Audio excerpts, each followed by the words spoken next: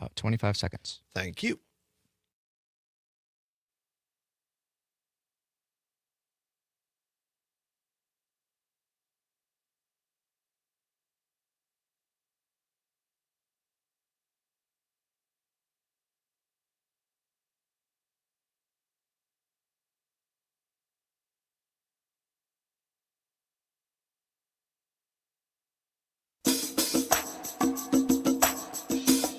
From the Civic Media World Headquarters in Madison, Wisconsin, it's the Todd Allbaugh Show. And now, pursuing truth wherever it may lead, here's your host, Todd Allbaugh. Across Wisconsin on the Civic Media Radio Network and streaming worldwide on the Civic Media app. Good afternoon, everybody. Todd Allbaugh along with Mr. Aaron Zommers, our producer and engineer on this Monday, October 20th, 2025. It is a great day to be a Wisconsinite. Welcome in, everybody, to the world headquarters of Civic Media, downtown Madison, on a crystal blue autumn afternoon at the intersection of State and Fairchild. Great to be along with you. Aaron Zommers, let's take a look right away at the old Sam Davison street cam for those watching on Facebook, YouTube, Twitter-ish, Twix. Look at that. Look at that. Beautiful downtown Madison right now. It is a gorgeous George day outside. Yes, it is. Look at that. Leaves now starting to fall after turning yellow here. Those are box elder. I'm not sure what they are, but buses going by, people out there. Zommers and I went and got some beautiful Wonder State coffee before the show, and your hat blew away twice. It did. Yeah, It's windy. It is pretty windy. Yeah. The first time my hat blew away off my head. The second time I just wasn't holding it tightly, and I felt very dumb. All right, we'll check in. A very kind passerby caught it for me. Yes, a very nice person caught your hat, so that was good. Lots and lots to get to today. Stick around at the bottom of the hour. By the way, Jane Matnair, our friend and colleague who's been joining us on Mondays from Mondays with Matnair, very busy. She is a woman in demand.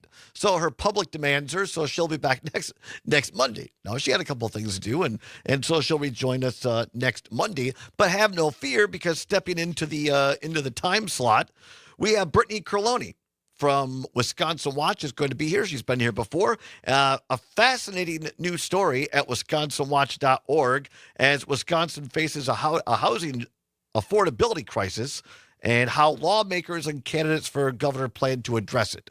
So Brittany has broken down the announced candidates thus far for governor. So she'll be here in studio today next to me at the bottom of the hour. Looking forward to that. Also, going to talk a little No Kings protest rally over the weekend. Over 7 million people nationwide turned out. Big crowd down here in downtown Madison, I know Milwaukee, and then smaller places all across small towns, villages, cities across Wisconsin. And guess what? Peaceful. Turned out fantastic. People had a lot of fun, lots of U.S. flags waving, some fun costumes, kind of Halloween came early. And people went out and demonstrated, exercised their First Amendment right, and no major incidents to report. Even across the whole nation, extraordinarily peaceful. If I recall, there were like 100,000 people out in New York, and not a single person was arrested. Yeah, it was a good time to have. But also, I did not get out, still trying to recover from, we'll get into this maybe later on, hour two. The old salivary gland stone is still there in my neck. And so we've now started medication. We'll get into it. But I'm fine. It's just my wacky health situations. If nothing else, they give us bits for the show. Also, I feel a little weird. First time in a long time I'm not wearing Brewer apparel. Because, unfortunately, the Brewers were not able to overcome the incredible Los Angeles Dodgers, Shohei Ohtani, in Game 4. 3 home runs, pitched a marvelous game. Probably one of the best games in baseball ever, period, for Shohei Ohtani and the Dodgers. So, hey, crew had a great season. In hour number 2, we're going to take your calls on your favorite Brewers memories this year in 2025. So we'll get into that a little bit in hour number 2 as well. And before I forget, our friend Kelly Call, one of the producers of Just a Bit Outside, story of the 82 Brewers, speaking of the Brewers, Kelly Call celebrating a birthday today. Happy birthday. The Libra that he is. So happy birthday, Kelly Call, out there in beautiful Los Angeles, California. Hope he and his lovely wife have a a wonderful day on the shores of somewhere beautiful along the Pacific. So have a great day, Kelly. All right, lots to get to today. Also in hour number 2, our new segment, Wisconsin Fun Fact, and a What's Worse for You as well. So so we'll get to some sports. Of course, Packers last night managed to eke one out. Not pretty, but they got it done. So congrats to the Pack as they continue their winning ways down there against the Cardinals last night. So we'll talk more Packers and Brewers in hour number 1. But first of all, some breaking news as we come on the air here on a Monday on October 20th, 11 minutes now past the hour of 2 o'clock. And this is fascinating to me. This is fascinating because you don't see this often. And what it is the treasurer for the Wisconsin or Republican Party of Wisconsin has resigned. And retweeting or putting out there into the public space her letter of resignation. I don't know this guy, but he's associated with the Wisconsin Turning Points USA, like the Wisconsin chapter or whatever. Brett Galazowski, don't know him, but he puts out there on Twitter. And Lawrence Andrea from the Journal-Sentinel tweeted this. He said, a pretty scathing review of current Republican Party of Wisconsin leadership here from an outgoing executive committee member.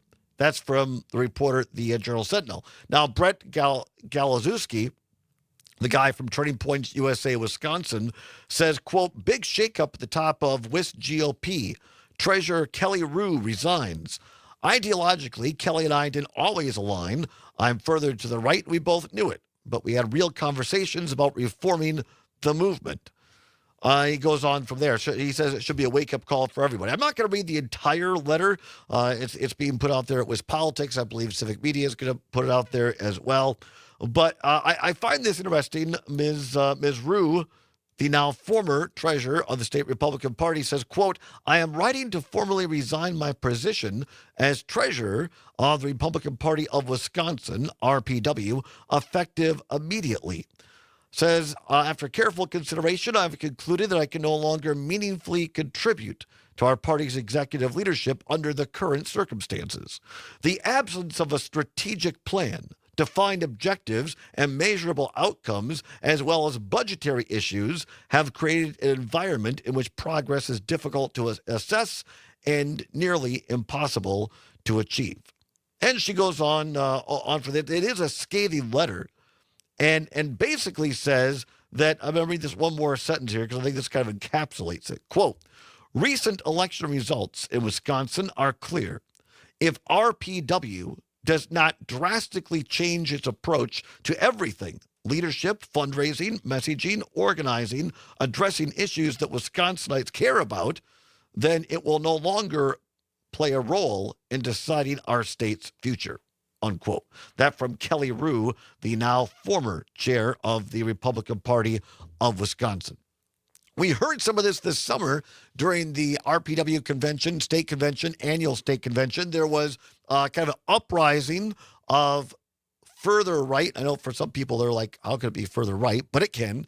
Of the further right MAGA folks trying to unseat Brian Arthur Schimming, the chair of the Republican Party of Wisconsin. That was quelled.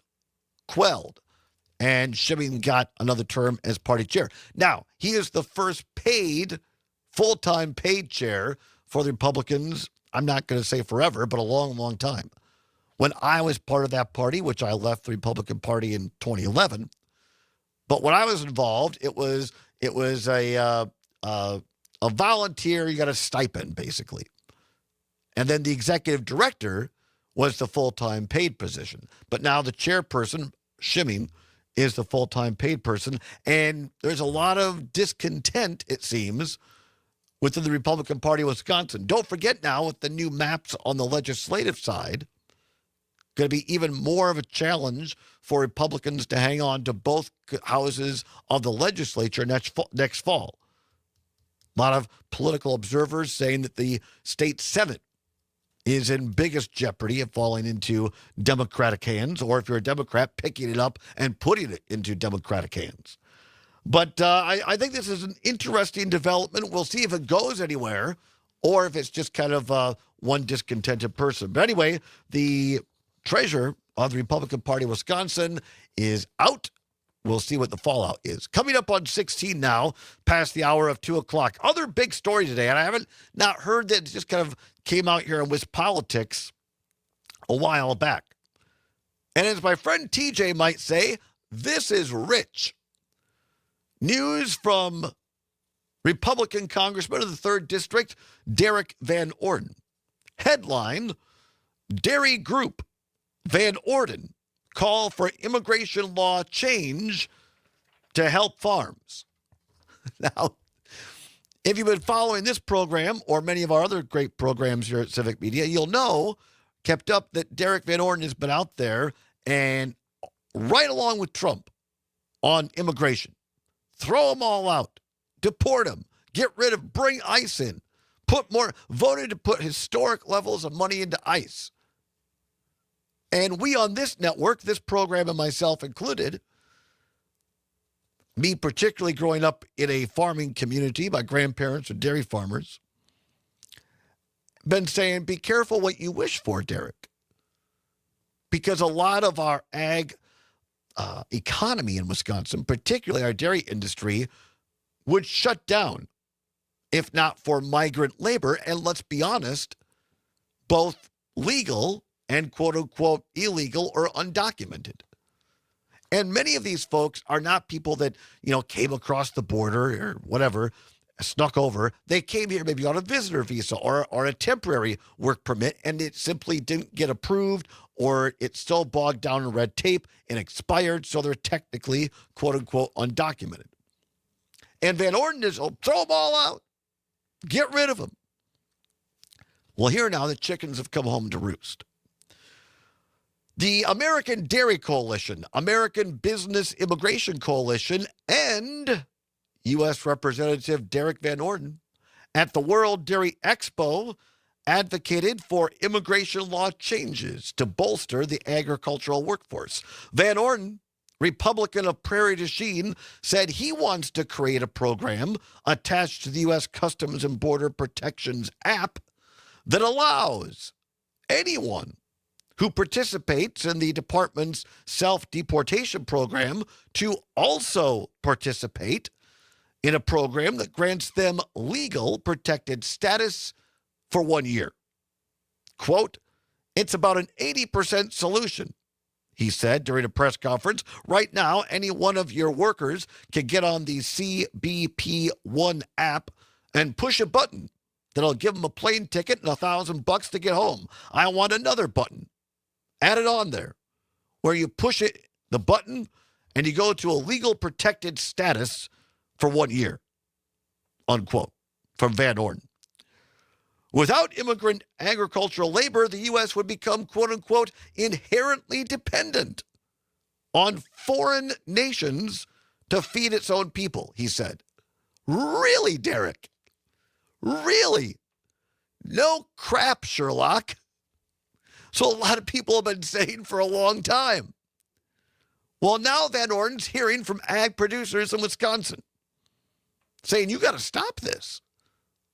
Or A, we're going to go out of business, or B, we're going to start relying on foreign nations for more and more of our food supply. And there's no reason for it.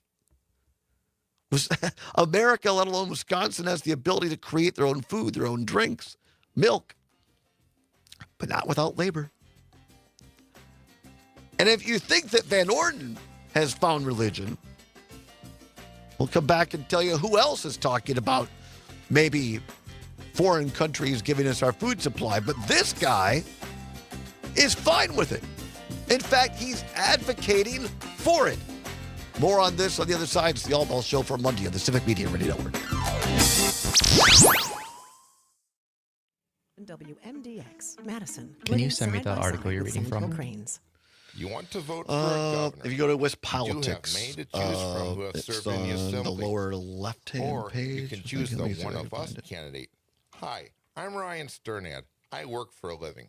Sure, I don't have elected experience, but I do have What's the working title of class it? experience. Dairy want your Group, governor to Van know what Orden, it's call like to for be in immigration your law shoes changes and to on the govern that way? farm. For more, go to ryansternadforgovernor.com. Paid for by Ryan Sternad for governor. During Medicare's open enrollment, it's common to Okay, receive there we go. mailers I found and it. Find see it? TV commercials that Is it say still you're on missing the out on some I benefits. don't think it's on the Politics front Before you page respond anymore. to It these was, ads, yeah. turn to Wisconsin Senior Medicare Patrol, here to help you prevent, detect, and report Medicare fraud. Don't be misled. Did you into say that they enrolling in a also plan that posted doesn't meet the your health needs letter? or cover your medications. Of what? Visit the Wisconsin of, Senior Medicare Patrol website at the resignation. Resignation. Wesley Financial Group is not a law firm. That, I'm Chuck McDowell, the timeshare cancellation Or if I just guy. link the In tweet, is that okay? 2011, yeah, I that's founded fine. Wesley Or if you go to the Financial Wiz Group with one goal Politics, in or mind, to help honest political folks out chat of their at Civic timeshare Media, Dan permanently. Schaefer Today, posted I'm it. on Wesley And with my two sons. are you in the A politics real one or family not? business, Yeah. All right. treating Dan Well, what he Schaefer- linked is and just the every same. employee The like letter. we'd want our Yeah, own I think I got a family separate treated. link to the That letter. philosophy has helped us grow It's- into it's the just the largest, Twitter post. Oh, most okay. trusted Lawrence timeshare Andrea cancellation from the company Journal in the United Sentinel States. is Fortune the one that magazine retweeted even the recognized Turning us Points as guy. one So of the best maybe places to work. maybe Why? a Journal Sentinel Because has we something more genuinely linkable. care. I'm not In sure. fact, some of our I will former look. clients were so moved by their experience working with us, they joined our team so they could help others to timeshare freedom. If you're stuck in a timeshare, give us a call. Let our family help your family. Call Wesley now for your free timeshare So we're exit probably gonna kit. jump ahead here, 800-549-8866. Right. Trump defends 800-549-8866. Argentina and then wants and the beef. In 800-549-8866. fact, we'll probably do the beef first and You then can the find monster defending savings throughout Argentina. October at right, Burlow we got about 20 Mattress seconds. Supply. All right, thanks. Save on-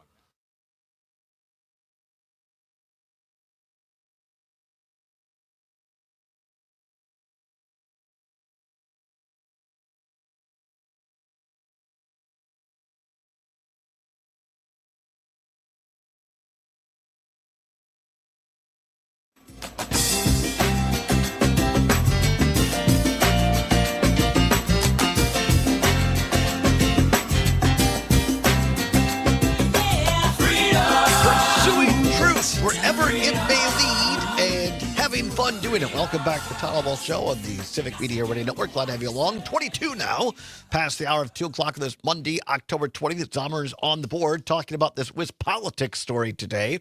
Headline, Dairy Group, Van Orden calls for immigration law changes to help farmers. The American Dairy Coalition, American Business Immigration Coalition, and Republican Derek Van Orden are now calling, and we're kind of short on time here, so I'm going to skip it. I'm going to kind of condense this a little bit for you. And this guy's been a congressman now for 3 years plus. It shows he has virtually no understanding of how the immigration system works. Because he's saying on the CBP app, the Custom Border Protection app, that you right now can push a button, click on something, and you'll be set up with a plane ticket and $1,000 to self-deport to go home. He wants to add another button where you just push it and you go into immediate legal protected status for a year so you can still work on Wisconsin farms. That's not how it works. It's not very, but it's much easier to just say, here's $1,000, go home, than to go through all of the process to become legal. That is part of the reason, a large part, that we have people who are undocumented now. It's not that they all came here. Of course, some did. It's not that they all came here, quote unquote, illegally crossed a border. Many came with legal visas, but because the system is so messed up and they don't get an answer yes or no, their current visa expires, and then they become undocumented. If it was that easy, Derek, with a push of a button on an app, we wouldn't have as many undocumented people. But now he's afraid. He's forgotten religion on this. After being on the throw them all out bandwagon, now Van Orden is very upset, very concerned, because he thinks that the U.S. will become inherently dependent, quote unquote, on foreign nations to feed its own people if we don't do this. Yes, Congressman Van Orden. People like me have been saying this for a long time. He says, quote, I'm saying it out loud, what no Republican wants to say. If we don't retain our current ag labor force, our farms are going to close, unquote. That's what we've been saying, Derek. The fact that people who entered the U.S. illegally would have to first exit the country and then return through a legal port of entry is a crucial part of the bill, he added. Again, he does not understand how this works. If you go out and you've been deemed undocumented or illegal, at least, and I was an expert at this one time. It's been a while since I worked in immigration, but I knew these laws backwards and forwards when I was an immigration specialist for Congressman Klug. It used to be you would have to go home for 10 years before you were allowed to reapply to come back in. Look, let me make clear. I'm glad he's got religion now. But what did he think? He knew exactly where this was going, you guys. And at the time, he didn't care. He wanted to score votes and political points. But now the chickens have come home to roost, and now he wants to take care of a very specific industry, ag, which I'm all for. But what about the construction industry? What about the food industry? The service industry, who also rely on these same folks? 855-752-4842. Let's go quickly to Gene on WCFW, the Tap in Eau Claire. Gene, thanks for calling. What say you? That's my representative. He's all show, no go. Whenever there's some kind of problem, like even the medical issues that we had losing our hospitals here, he was there right in front of that camera and didn't do a gall darn thing. So I hope the farmers wake up, because everything that comes out of his mouth, he does not do or follow up. He's did other things, too, but I won't go into it right now. Thank you for bringing it up. Thank Bye-bye. you, Gene. Yep, appreciate it. Well, like I say, I mean, I'm glad that Van Orden's got religion now, but why is that? Because he's realized that a lot of people were right and he was wrong. And now he's looking at his own constituents and he's taking the heat. There's one other guy I told you before the break who's concerned, maybe not so much, about bringing in food products from foreign countries. As a matter of fact, Donald J. Trump, President of the United States this weekend, flying back from Mar-a-Lago after playing golf as the government was shut down and military doesn't have money to buy food.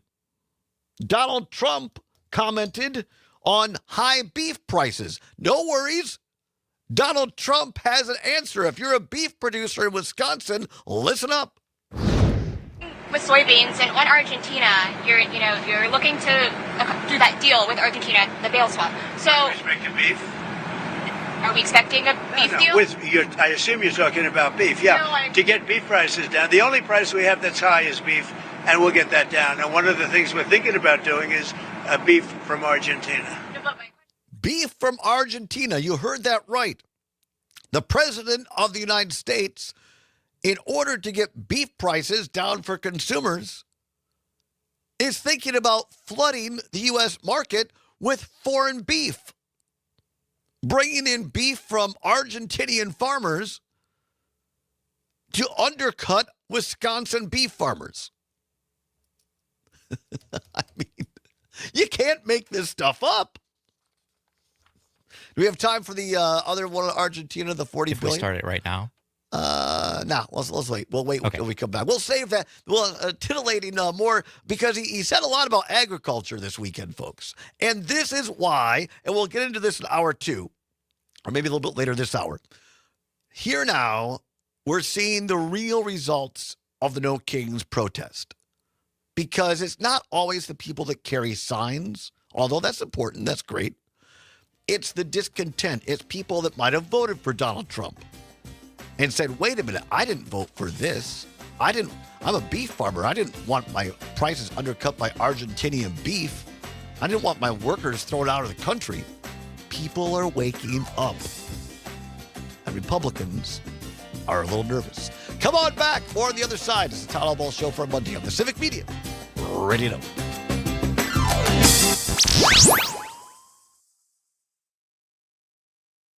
Politics and WMDX. Did you join or accept or whatever on the laptop? You're listening to 92.7 WMDX, Madison's home for the Maggie Dawn Show, Monday through Friday from 4 to 6 p.m.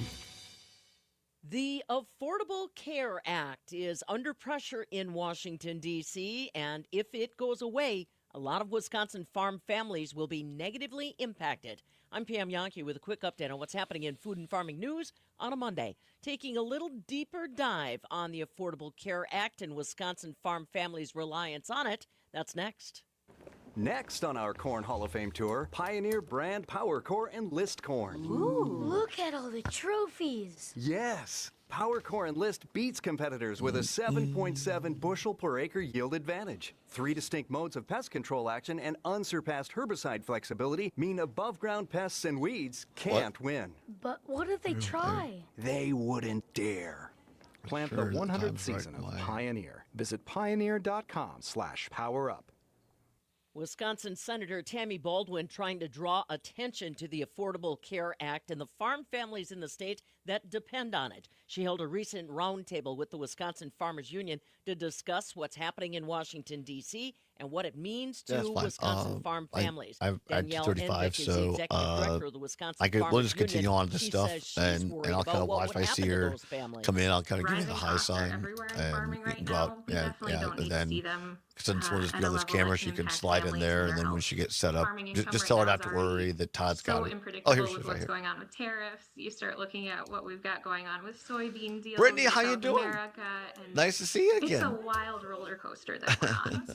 Even a few $100s a month more for Fantastic. premiums are going to tip the balance. Beautiful day out from there, isn't it? barely affordable to unattainable. Well, it's and what like, I'm worried I wanna about is come farm into school families today. not being covered in the long run here.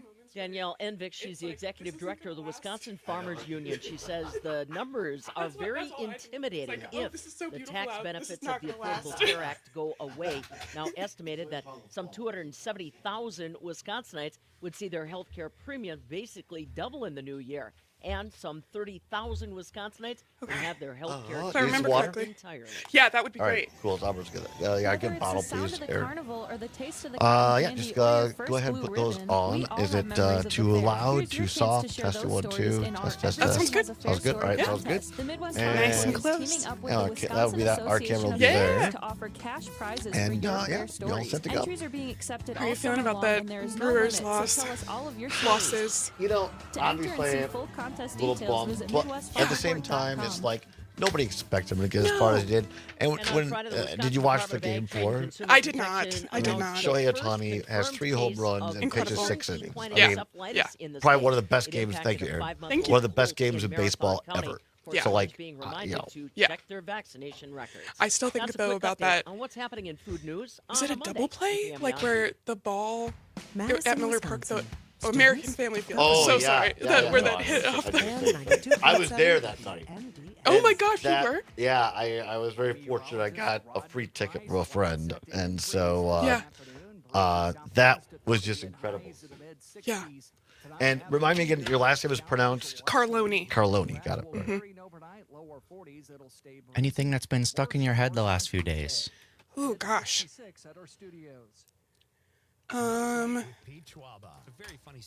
Not really. Honestly, I feel like I'm gonna drive home to Milwaukee probably this weekend. Nice. To see my parents, and cool. so I always put on my dad's like classic rock playlist. Oh, really nice. And All right. it includes a lot of CCR. So all right, you want little to pick CCR, something out sure. in there? And your official title?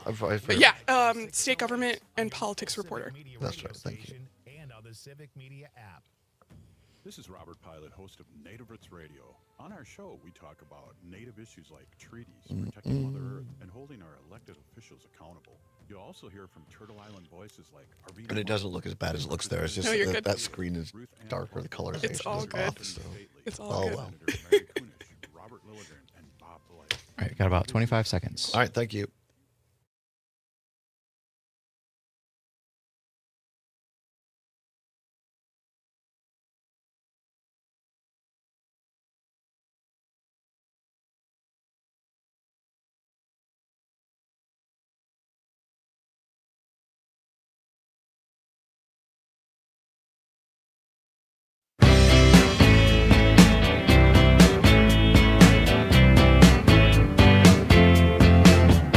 Welcome back to the Todd Allbaugh Show on the Civic Media Radio Network. Great tune. Yeah, absolutely. Great tune picked out by our next guest. Zomer spinning it on the board here. 35 minutes past the hour of 2 o'clock on Monday, October 20th. Glad to have you along. Making her second appearance on the show since being named as state government and politics reporter at Wisconsin Watch. Wisconsin Watch. You can find her story and all the other great work at wisconsinwatch.org. That's wisconsinwatch.org. Brittany Carloni, welcome back to the show. How are you? I'm doing great. I had a little bit of a cold last week, but I'm feeling a million times better, and the weather's beautiful today. I know, right? It's a pretty good Monday. It's a great Monday. We were talking before we got on the air here. We'll get more into this later on in the show, but yeah, tough to watch the Brewers go down in 4 games. But I mean, after that game by Shohei Ohtani and the club, I mean, the LA Dodgers right now are just one of those hot streaks, and nobody expected, other than maybe the guys in the clubhouse, the Brewers to get as far as they did. I know. I would love to have seen them gone to the World Series, but I'm just happy that we beat the Cubs. Exactly, That's where 100%. I'm at. That's where I'm at. And you're a Milwaukee gal, Yeah, right? So, absolutely. And you're going back to, you said maybe this weekend, and Yeah. your dad's a big Creedence Clearwater Revival Yes, guy. he is. Yes, So that was he in is. honor of your dad. Absolutely. All right, very good.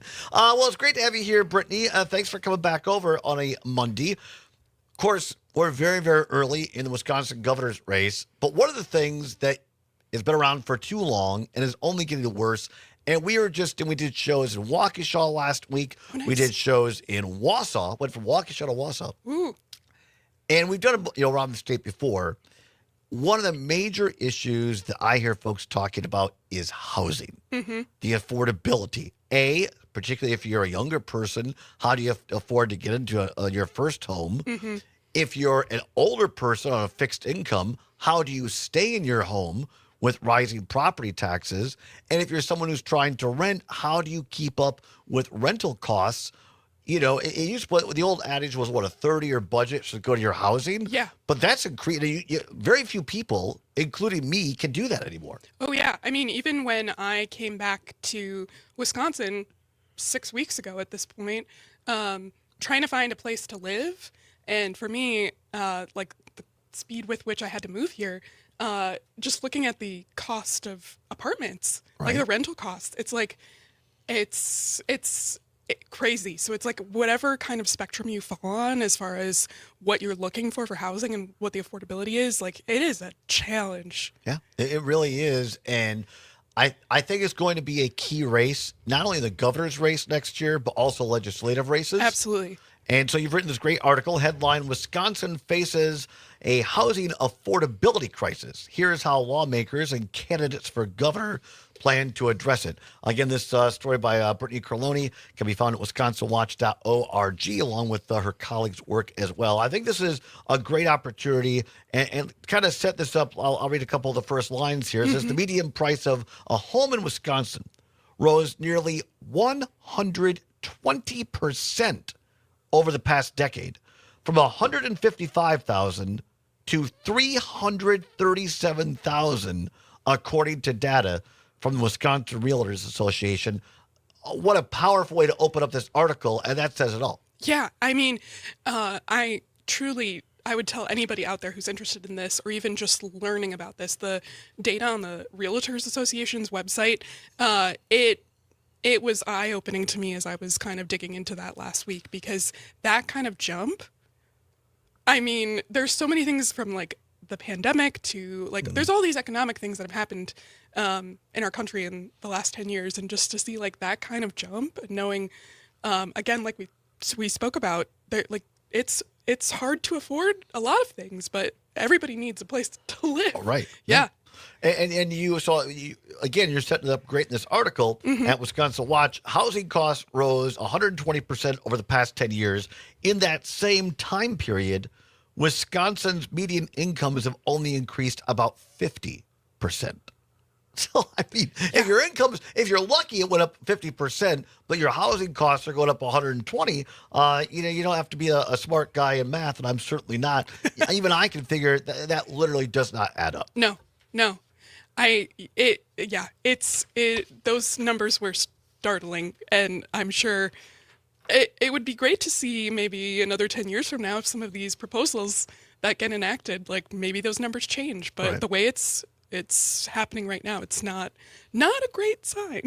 So let's and another part of this article at Wisconsin Watch that I love is that you right away get into what bills are in the legislature. So there are housing bills making their way through the legislature. You're right, touch on multiple avenues to boost the state's supply of affordable housing. Let's take a couple of those up. Yeah, so I actually even wrote down a couple of them because there are, as many things are at the Capitol, things get very nitty gritty, and it's hard to explain that out to a regular person. I think the couple that I got into here, there's one on TIDs, which is residential tax increment districts, which not a very exciting topic when you say that out loud. Right. But one of the bills being proposed by the Republicans who are leading that bill, like there's a series of Republican-led bills that are going through the legislature right now, and that bill would really focus on doing a pay-as-you-go process for some of the infrastructure that developers and builders need to construct housing. Like often those costs happen, builders put those at the very end of the process, and that makes the price of a startup home much, much, much greater than, say, if that happens, those costs can get paid throughout the process of it being built. And that's one avenue that legislators are looking at. Another one is accessory dwelling units, and when I was in Indiana, I think they called these granny flats, or where you can essentially have in a garage on your property, or like a shed, not like you want somebody to live in a shed, but like a nicer attached a unit. tiny home. I think Exactly. that's, some people, maybe between 900 and 500 square feet. Exactly. Looking to allow that, one accessory dwelling unit on a property. And then another bill that I focused on in here was about a condo conversion grant program. And there's a portion of WIDA loan program that was created in the 23-25 budget cycle. That's essentially, lawmakers have said there's a portion of this loan program that isn't being used, and the idea would be to provide grants to help developers and builders convert multifamily units into condos, so people can have other avenues to afford living in a certain type of space. Yeah. We're talking with the great author here of this, Brittany Carloni from Wisconsin Watch, talking about housing crisis in Wisconsin and some of the things the legislature and gubernatorial candidates are being to address this. I was trying to think of the exact, and Zomers keep me honest on this, but we had Democratic State Representative Ahmad Rivera-Wagner on the show here a while back. I know he has a bill, a bipartisan bill, that would be modeled after Habitat for Humanity. Yes. Ooh, And so making it more affordable. Would it be accessible to everyone, right, Summers? Yeah. On that. And so I give him credit for doing this in a bipartisan fashion. I know you put some of the Republicans and Democrats in your article here who are working on this. Does this give us a glimmer of hope? Do you think they can get something done, Brittany? I mean, this. My apparently we've been having camera problems. I'm not sure why. Hang on. I figured I saw a wave. Yeah, thank you. I appreciate it. Yeah. It looks like it has started working. Okay, good. Go ahead. So if you, going back to that 2023-2025 budget cycle, Governor Evers and Republican lawmakers worked together to get, I think it was about just north of $500 million in grants to start some of these affordable housing projects. So there has been bipartisan support and bipartisan momentum in the past. And I think Democrats and Republicans across the state, even in a press conference I was sitting in on a couple weeks ago, Robin Voss was like, all of us, when we go back home to our communities, this is something we hear about. And I do think given the elections next year, I think this is something that people want to be able to go back to their districts and say, look at what we're able to do. Look at these things that are actually putting. I think people hope solid examples of success coming out of that building. I think that's what everybody really would hope for. So I sure hope so, because we have to find a solution to this. And I think it's just a good reminder that it's not just folks who are unhoused that you might see on literally on the street. There are people living out of their cars, out of their vans. There are people who are crashing with friends or family because they don't have their own place to stay. So it's not just what we might think of as obvious unhoused, but there's a lot of people who are struggling that we don't know, and there are coworkers, there are friends, there are classmates, and this is something that's affecting. And it's not just the quote unquote poor areas of urban Wisconsin. Exactly. There are a lot of rural places in the state, and a lot of more wealthy places where you'll be surprised what people are doing. Yeah. There by the grace of God go I. Yeah, exactly. And I do think, again, going toward, as we transition to talking more about the positions of candidates for governor, I feel like there's not a lot of issues where if you reach out to campaigns and say, tell me more about your plan for X, that to get 7 of the 9 people who are running for governor to actually respond with more information about what they want to do, or at least some more information about what they want to see if they get that office next year. I think that also shows this is something people care about. We're talking to Brittany Carloni from Wisconsin Watch on our great article here on Wisconsin housing. Let's start right off here. We got a couple minutes before the first break. You start off with Republican U.S. Representative Congressman Tom Tiffany. What did he tell you? So I obviously don't have it word for word in front of. Oh, you do. Right there. I got it right there. But I know that his focus was really kind of removing regulations that are tied to some of the costs that go into housing processes, like zoning. I know he has also talked a lot about freezing property taxes, and I obviously that adds a cost to housing as well. But a big part of what his campaign spokesperson who sent his information to me said it's really that regulation side of things that he's concerned about.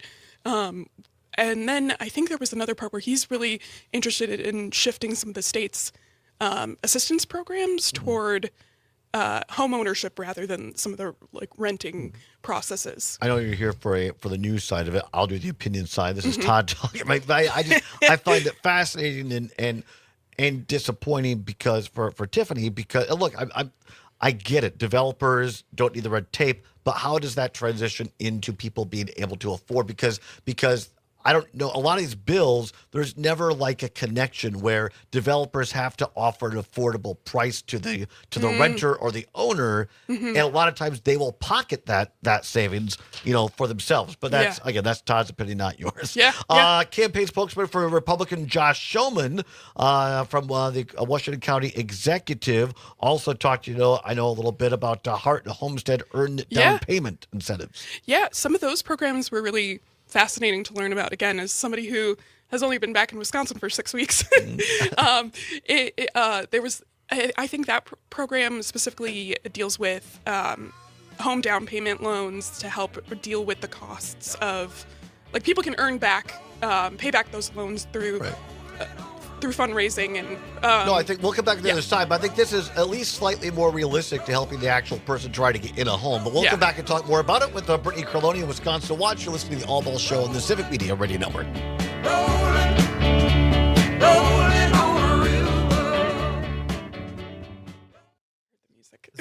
I heard the music and I was like, like, that's good. That's good. Oh, you're great. You're great. You're good. You're all good. You're all good. But no, truly, a lot of responses back on a topic. Really? Yeah. I was not sure if people were going to respond. A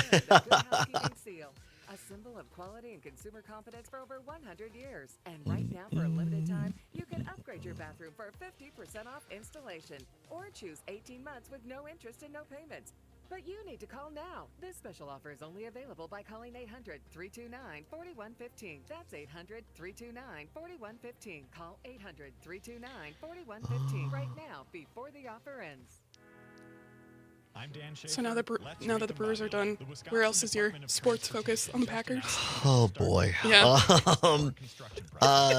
I'm a big Badger basketball. Okay, I was going to say the football team.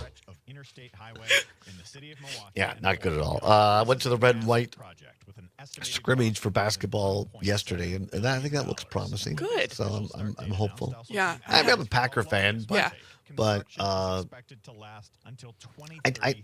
I don't know. The Brewers really, I think because they're young and because of their personalities and because they were underdogs, like all of that really just, I connected with that this year. It's always exciting when that kind of, all those things kind of come together for something exciting like that to happen.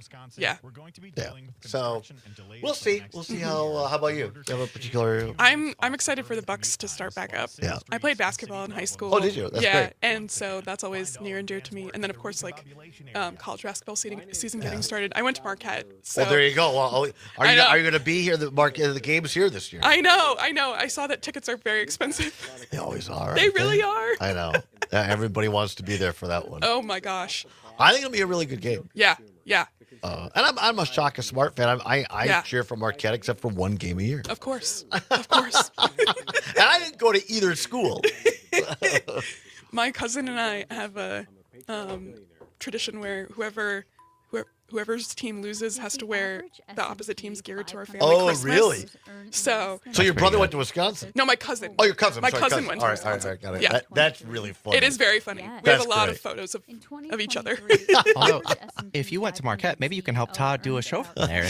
And there's a whole story. We got kicked off the Marquette campus last year because I have a pop-up tent that I use from outside. Yeah. It's the Motion W. That's just all I have. And so we went on top of one of the parking ramps. It was the summer.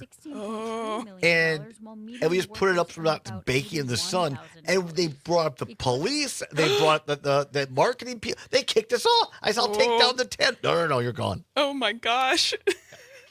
Kevin at Marquette. All right, about 20 seconds. All right, here we go. Zombers had to stick that in my eye. Oh boy.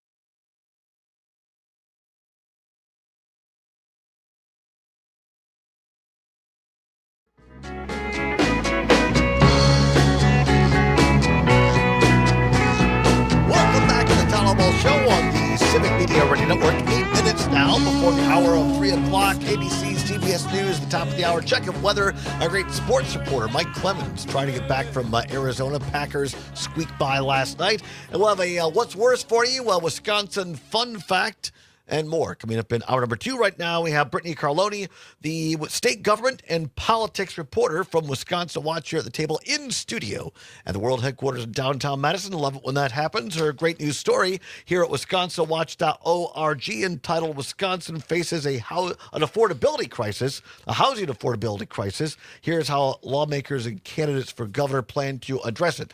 All right, Brittany, we left off with Josh Shulman just to kind of put a fine point on that. The Washington County executive seems to be focusing more on the consumer with down payments for loans. Mm-hmm. And when I spoke to campaign folks with his campaign staff, they're really focused on that these have been provenly successful programs in Washington County, and that's something that he'd like to take statewide. So it's interesting. It's like a different kind of approach. Yeah. Yeah. Well, I'm not endorsing anybody in this race, but I do find it refreshing that Shulman appears to be not on the more MAGA side of things. That he's trying to look at something that affects consumers more. So I think that's promising. All right, let's move to the Democratic side. You start off here with Milwaukee County Executive David Crowley saying that he would gather loan leaders in all parts of the state. Yeah, when I spoke to folks with his campaign last week, they kind of tried to put this into perspective. Wisconsin, there's a lot of different communities across the state. Something that works here in Dane County might not necessarily work up north. And I think they also put this into perspective that in the same realm that there are different communities across Wisconsin, there are a lot of different communities across Milwaukee County. And he's worked on trying to bring affordable housing not only in the city, like within the city of Milwaukee. He pointed to projects in like Oak Creek and other parts of Milwaukee County that you wouldn't expect would necessarily need more affordable affordable housing. You write in here that Crowley has done this with his parents to build affordable housing throughout Milwaukee County. So I think he literally has experience in this. Crowley does. So it's near and dear to his heart. Yeah, absolutely. Let's move on to State Representative Francesca Hong, Democrat of Madison, in a statement that as governor, she would use a combination of tax incentives, zoning reforms, and public bank-backed construction financing stabilization. That seems like a lot. That is a lot. That is a lot. But this is where you can kind of get to see that in a different realm from Tom Tiffany, there some of the Democratic candidates have other approaches when it comes to like the regulation sense of let's look at these other avenues to make sure that costs stay down, as opposed to the idea of like, let's take these regulations off so that way it's easier to build things. Moving on to State Senator Kelda Royce, Democrat of Madison, saying that she would direct more tax dollars, that is, to existing affordable housing programs to speed up the time it takes for developers to get necessary funding. So her point of view when I spoke to her about this was that we have the state has a lot of really good programs already in place, but I think something she said to me was time is money. And when there are a lot of processes for developers and different types of people to get through to get to building a house, we need to put more into these programs to make them easier to get through to get to building houses. You're right. Additionally, Royce said she would encourage more market rate housing development and expand support systems such as housing vouchers to help ease costs of buying a home. You're right. Crowley, Hong, and Royce all expressed interest in Right to Counsel program that provide free legal representation for tenants at risk of eviction, which I think that's really critical. You also talked to former WEDC director Missy Hughes, former head of Wisconsin Economic Development Corp. It's basically say, I'll get back to you. Yeah. I think it's one of those things where some people don't have, like some candidates might not have like a full plan at this point and might still be trying to talk to folks across the state. But I think you do a great service here in your article because I find that revealing, because I don't know how you plan to run for governor of the state and launch a campaign without being aware and having at least a rudimentary position on something like that. I especially when you were the WEDC director, by the way. Yeah. I mean, I think that says a lot about Missy Hughes. Again, Todd's opinion. Beer vendor Ryan Sternad said he would be open to increasing subsidies for lower income housing across the state. And that was about all I got on that front. So Lieutenant Governor Sarah Rodriguez didn't get back? No, I did reach out, and I tried to connect there, and I'm still more than happy to talk to anybody about this going forward. But no, I was not able to hear back. As they said in the old game shows, Lieutenant Governor Rodriguez, not a match. The board goes back. You might want to give her a call when Wisconsin Watch calls. Probably a good thing to call back. I would advise everyone who's listening to this interview, go to wisconsinwatch.org. That's wisconsinwatch.org to read this. I think it's informative. I think these are, because again, unlike Todd, you're not giving opinions on this. You're reporting what campaigns and candidates are saying, what people already in government are putting out there. And I think the important thing is you and Wisconsin Watch are bringing this discussion to the forefront. And I think that's how we start having movement on the affordability housing crisis in the state. Yeah, and I hope that these kinds of stories, I hope to continue doing these kinds of stories, and I hope this kind of information can help people, because I think in the next 365 days we're going to hear a lot, and I want to make sure people know what they need to know when they go to the polls next year. So hopefully this helps somebody out there. No, I really hope it does. I think it will, because again, it advances the discussion. And as I've said, we're going to keep on this show. You're welcome back anytime. But affordable housing in general, this is a crisis in the state, and I think it becomes embarrassing for a lot of people. It's like, oh, I can't afford that rent, or oh, I'm getting evicted, or people don't like to talk about these things. They're I don't want to say taboo, but it's embarrassing. Yeah. And I think open and honest discussions are the way we make advancement and progress. Absolutely. Thank you very much, Brittany Carloni, Wisconsin Watch, state government and political reporter. Have you back soon. That sounds great. All right, stay tuned. Hour number 2 is straight ahead. A Wisconsin fun fact and what's worse and more. Don't go anywhere. It's the Allbaugh Show for a Monday across Wisconsin on the Civic Media Radio Network. This is 92.7 WMDX Columbus, Madison's home for real news and great conversation. A Civic Media station.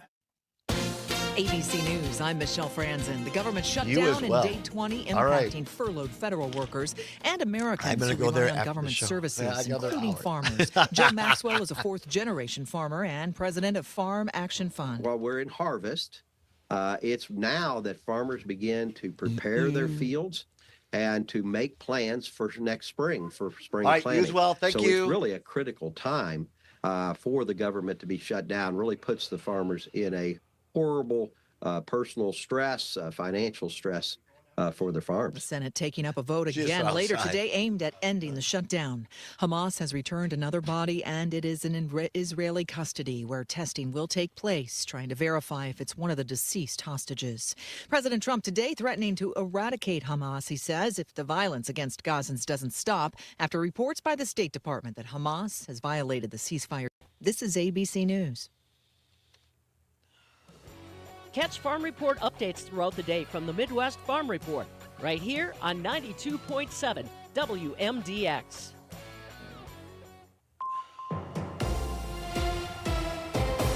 For 92.7 WMDX News, I'm Savannah Tomei Olson.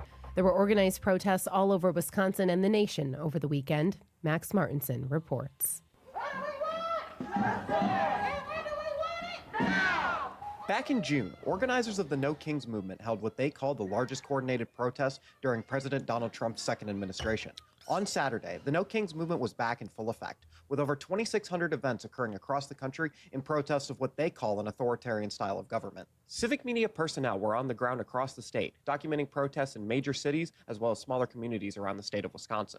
Civic media reporter Lisa Hale spoke with Deb Fenzel from Oshkosh, who joined the No Kings movement for her grandchildren. Who's this? Because I feel strongly about doing this for my grandchildren and their rights. I'm not so concerned about me anymore. I guess let's it may listen. take the rest of my They'll life. probably say their name at Many the end. protesters from Saturday's events were also part of a younger demographic. Civic media reporter Melissa Kay spoke with Natalie, a high school student from Wisconsin Rapids, who says that she's still proud of her country despite current leadership. Don't be afraid to show up and be who you are and be proud of your country. I've had times where I'm not as proud of my country, but I have to remember that I'm not proud of the leadership. I am proud of the USA. Protesters also included public servants such as Dane County Judge Everett Mitchell, Civic media reporter Shali Pittman in Madison. How are you spending your time? Because make no mistake, our time is being stolen with algorithmic precision. Many of the protests from Saturday's events also included marches and demonstrations, such as in Milwaukee, where thousands took to the streets. Get up, get down. Milwaukee is a union town. Get up. For Civic Media News, I'm Max Martinson. Lisa Hale, Melissa Kay, Isabella Nieto, Parker Olson, and Shali Pittman contributed reporting. And I'm Savannah Tomei Olson, Do they say Max 92.7 WMDX News. The Packers beat the Cards. Hi, I'm Mike Clemens with Sports from Arizona, where the Green Bay Packers held on to win last night 27-23 over the Cardinals. The road trip began with a 5-hour flight delay when the team plane had mechanical problems on the ground in Green Bay. Matt LaFleur. From the moment we got on the trip, nothing seemed to go right. To in-game, there was a lot of things that didn't go right, but the guys kept battling, and that's what it takes in this league. Packers running back Josh Jacobs had 13 carries for 55 yards, scoring twice, including the winning touchdown, despite dealing with the flu and a calf injury. They didn't really want me to play today. It was one of them things where I kind of had to convince them. You also got to know who you talking to. I'm one of them guys, man, if I feel like I can spin and I'm not going to hurt the team by trying to, play, then I'm going to go out there and give it everything I got. College football, the Badgers losing to Ohio State 34-0. A report says if Wisconsin decides to fire Luke Fickell, they would owe the coach $25 million in a contract buyout. With sports, I'm Mike Clemens. Farm news that impacts you and your community from the Midwest Farm Report throughout your day on 92.7 WMDX.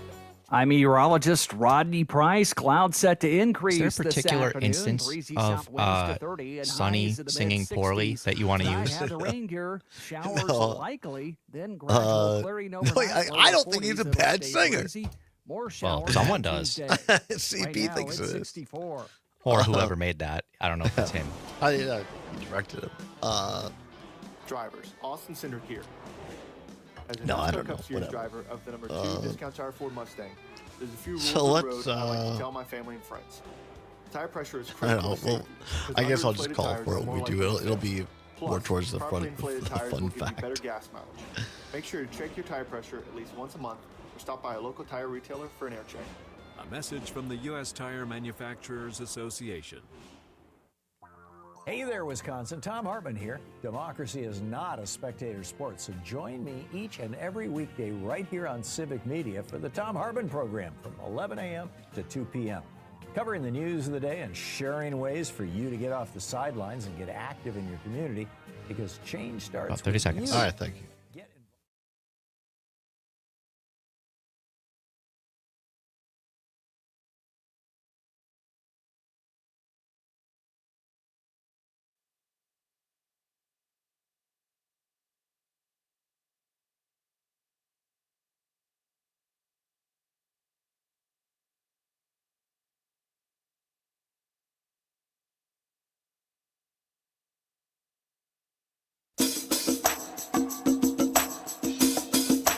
From the Civic Media World Headquarters in Madison, Wisconsin, it's the Todd Allbaugh Show.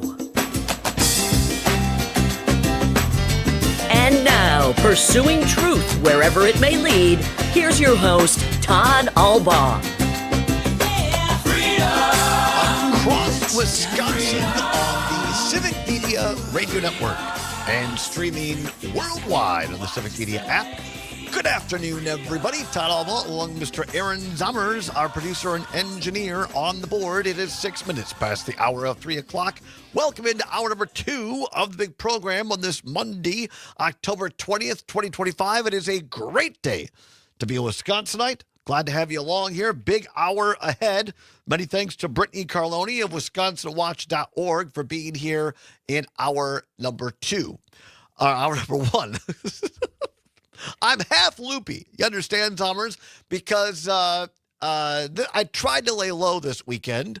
Mom was in town on Saturday. Caught lunch with her on the west side of town because, boy, you did not want to be downtown Saturday. No, you did not. With the No Kings rally, and then you had Ohio State in to beat up on Wisconsin.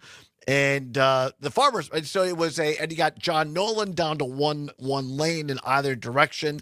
It was the definition of a traffic nightmare in Madison on Saturday. Yeah, one of my roommates was at the No Kings rally, and he said that, it was a huge 2 parallel streams. People going one way, all wearing red and white to Camp Randall, and then everybody else in crazy outfits going the other way. And eventually he was like, okay, this is way too slow, and just went home. Really? He didn't go? He did. To be you fair, go? he hadn't eaten enough. Oh, did you go? I did not. I was visiting family. Oh, that's right. You were in Manitowoc this weekend. I had thought about going, but I did not go. I laid low, except I went and had a lovely lunch at Mom on the far west side, out in Middleton, in CP territory, as a matter of fact. And otherwise, I laid low. I'm trying to. My voice is still not 100%, as I said to you all last Friday. And just, I don't get like flu. I don't get that kind of sick often, which I'm very thankful for. But when I do get something, it's bizarre stuff. And so I was diagnosed last Friday with a salivary gland stone. I already have kidney stones.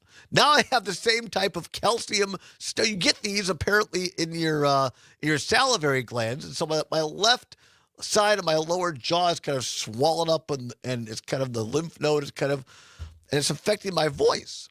And I told you all last week, the doctor, God love him, I said, how do you get that? And he goes, I don't know, bad luck. Well, I did some research over the weekend. Well, like legit, like the Cleveland Medical Hospital and the Mayo Clinic. All that good stuff. And it turns out that if you do a lot of, I should say do, sound like I'm doing coke. If you take a lot of acetaminophen. Or antihistamine. I'm sorry. Yeah, antihistamine. No, don't go on the Tylenol train. Antihistamine, which is, and I have allergies, and so I've used Claritin like it was, candy for years, trying to, keep my allergies at bay. Well, apparently a lot of antihistamine, because it dries up your mucus and it makes it thicker in your saliva, that can bring on salivary gland stones. So I think I've given myself this trying to stay away from allergies. And so now I'm not using that. And he said the only thing I can really do is suck on sour candy. And so I'm doing Sour Patch Kids and water all weekend. So I laid low after lunch with Mom on Saturday. And then my friends Jonathan, Allison Klein, and their son Parker, and we went to the Red and White Badger basketball game, and finally something to be happy about with Badger athletics. So that was a good time. That's good. And, I do think that the doctor was ultimately right. It is bad luck because you have crappy allergies, and you were unlucky there. So anyway, I talked to the doctor this morning, and now we're going to try a course of antibiotics to see if, he goes, well, he's one of these, and I get it. Some doctors are like, whatever, and then others, I don't want to do that. He's one of these that it's not my normal doctor. And I'm really leery about giving antibiotics, but maybe we should try this. I said, yes, let's do that. Let's try this. So now after the show, I got to go pick up the old antibiotics.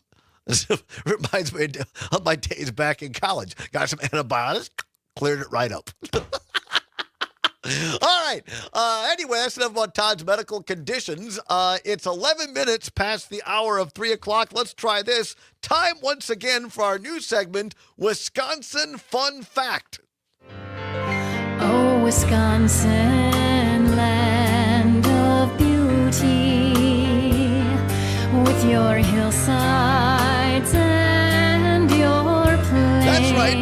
Time once again for Wisconsin Fun Fact. For today, October 20th. On October 20th, 1940, a record-breaking muskellunge, i.e. muskie, was caught on the Chippewa flowage near Hayward, Wisconsin. We've been there. Been there with our friends Jane and Greg, Hayward, Wisconsin. The muskie weighed 69 pounds, a fact that 7th grade me wishes that he'd known.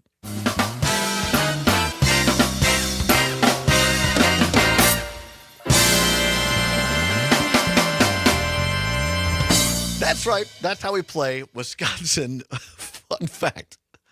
I like that. That is a fun fact. That's a fun fact, right? Tell all your friends. 7th grade me, sitting in Ken Lewis's class, wishes that I had known. He taught me a lot of great things. I don't believe we ever talked about the record muskie lunge. I think there is one word that is most appropriate to use to respond to this fact, and that is nice. Nice, yes.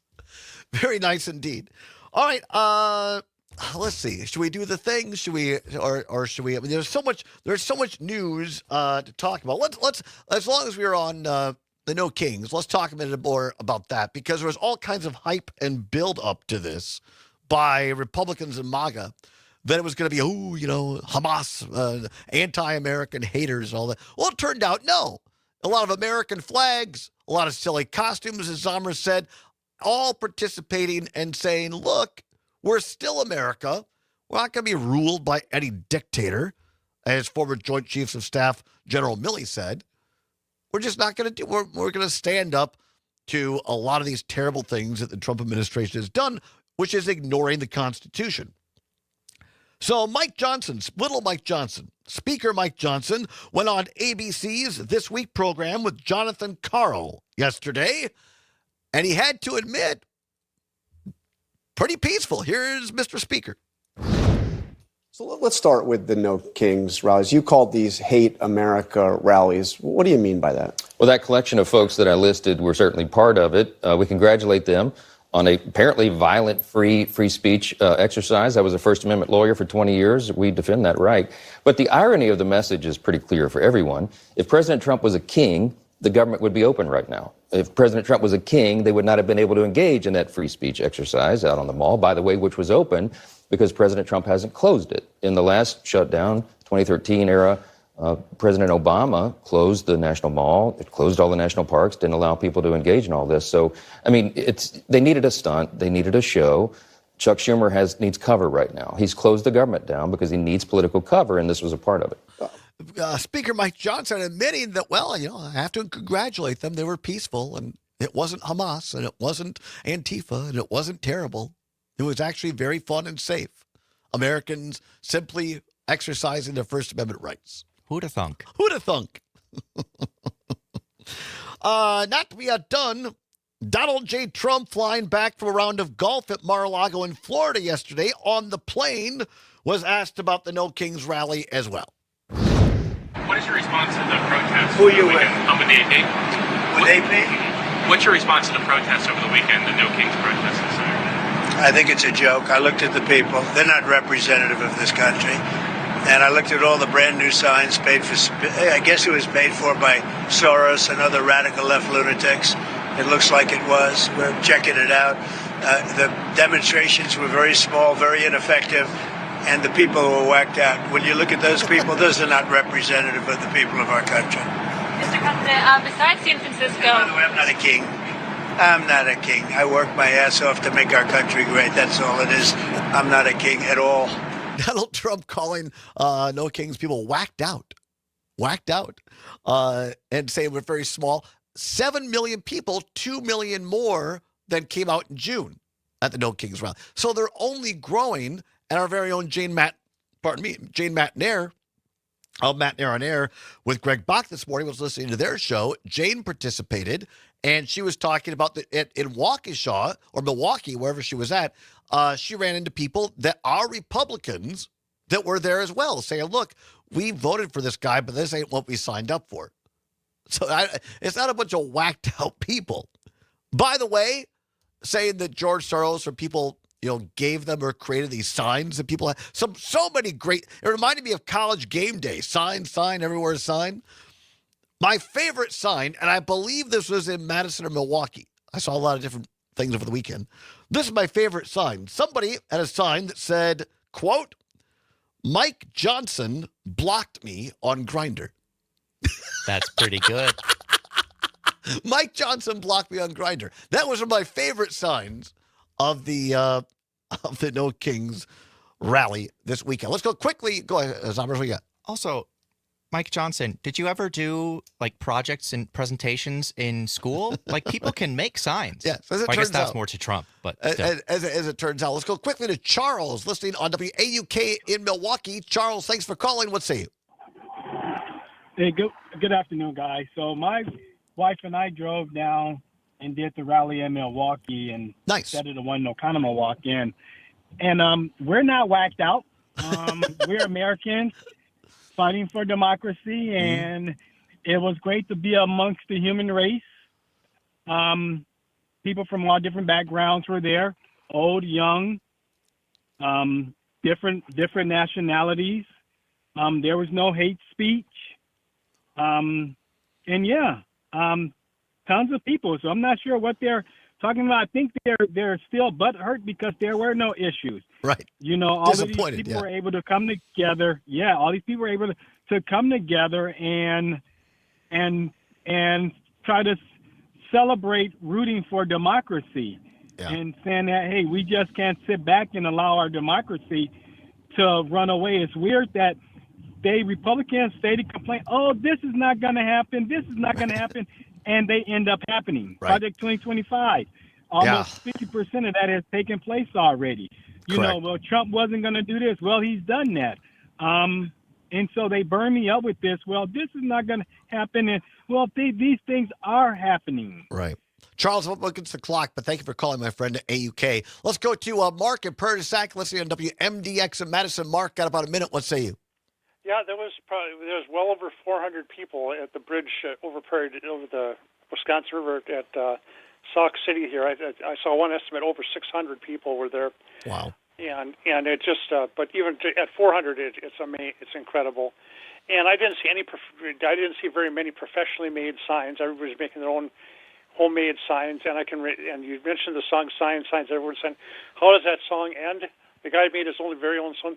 Thank you, Lord, for thinking of me. I'm alive and doing fine. Right. And we have to, and Donald Trump is not our king. And he was coming back from playing golf once again. What is this? How many times has he played golf since he's been president? Right. Agreed. Thank you, Mark. Appreciate it. I'm going to tell you, Trump was right. Johnson was right. There was one No Kings rally that went very, very wrong that could have caused a lot of injury, and we're going to expose it on this show on the other side, as well as what's worse. Don't go anywhere. It's the Allbaugh Show on the Civic Media Radio Network.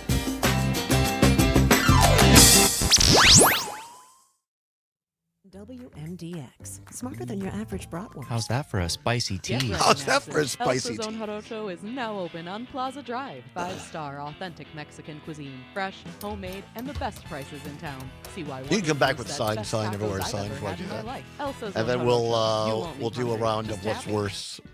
And I'll probably get into this story after the bottom of the hour. David J. Frank Landscape. Introducing Fall Porchscapes, professionally designed decor literally delivered to your front door. Installation and removal included. A hassle-free way to bring fall flair to your home or business. And consider a fall cleanup to preserve the beauty and health of your yard. There's more to a good cleanup than raking leaves. Call the experts at David J. Frank at 608-283. Local news, weather, and sports on air and streaming on the Civic Media app. This is the Civic Media Radio Network.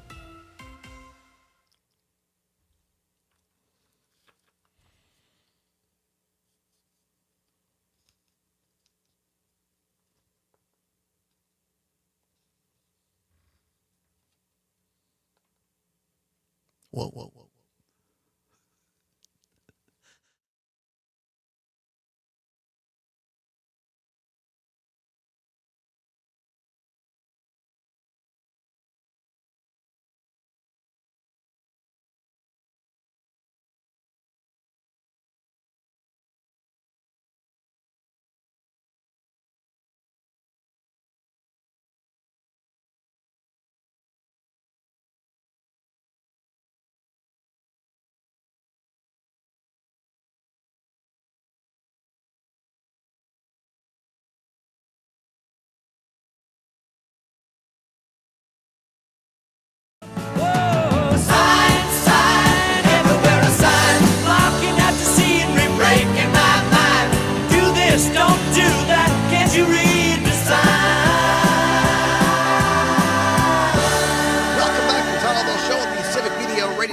Now 22 minutes past the hour of 3 o'clock on Monday, October 20th.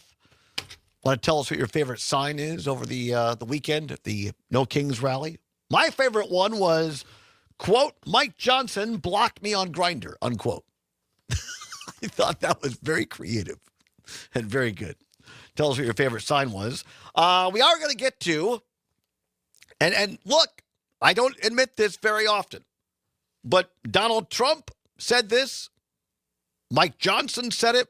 Several MAGA Republicans said before the weekend that there was going to be trouble, that people could be harmed. Things could go terribly wrong, and in one instance, it did. They were right. We're going to expose it.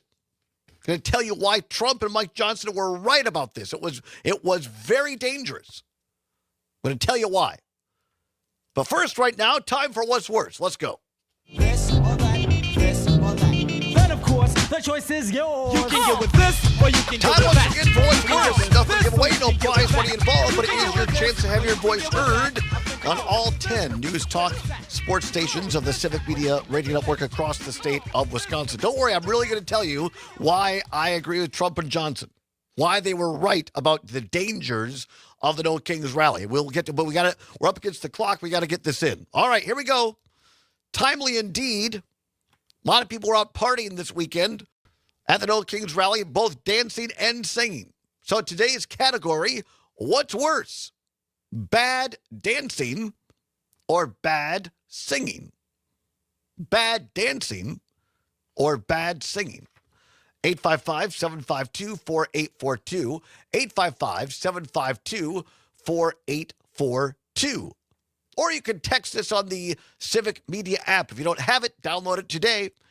Go to your Apple or Android device, your app store, type in Civic in the search bar, CIVIC Media. It'll pop up, little CM logo. Click on that. Takes less than a minute to download, and it is free, gratis, cero. Won't cost you a dime. It's what Gail King over there at CBS calls a deal. The Civic Media app, get it today. What's worse, bad dancing or bad singing? 855-752-4842. 855-752-4842. Zombers, I predict for those watching on YouTube, Facebook, Twitter, Twix, X, I particularly enjoyed the graphic today that CP has come up with. What's worse, bad dancing featuring Donald Trump doing his white person biting the lip, his hand clenched going back and forth, doing that move to YMCA, apparently. Or bad singing, which I don't know that I agree with this. They have a 1970-something era photo of Sonny Bono, of the great duo Sonny and Cher, but just Sonny Bono, with his great mustache, his open collar, his collared shirt that's collars are as big as 737 wings, his gold chain. So Sonny Bono now has been called out by the people as bad singing. What's worse, bad singing or bad dancing? 855-752-4842. Zombers? I can see why people would say that. I mean, he has a distinctive voice that some people might not say is very good, but it also fits the songs they do. Yeah. And he can hit notes. It's not like he's like, all over the place. Our friend Jeff Perry could probably tell us exactly. I'm sure Sonny had some solo hits, but of course his biggest hits came with his wife and then ex-wife, Cher. And I used to watch the Sonny and Cher show back in the day. It was a funny program. I heard that. It was Summer's like I wasn't even thought of at that point in my life. No, you weren't. Sonny and Cher.